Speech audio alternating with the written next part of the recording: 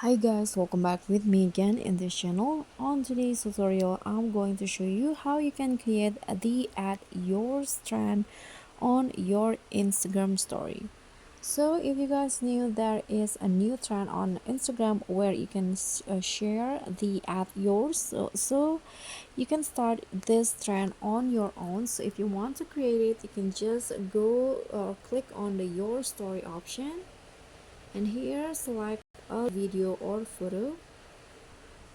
Okay, so after you select your photos, here click on this sticker icon at the top, and in here you can click on this add yours.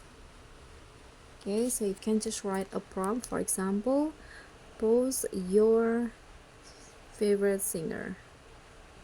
Okay, and after that you can just click on done, and in here you can put the sticker in anywhere you like.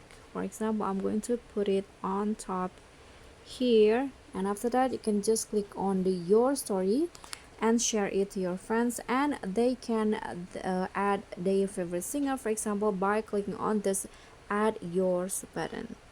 Okay, so that's all from me. Thank you so much for watching. Don't forget to like, comment, and subscribe. Also click on thanks. Bye.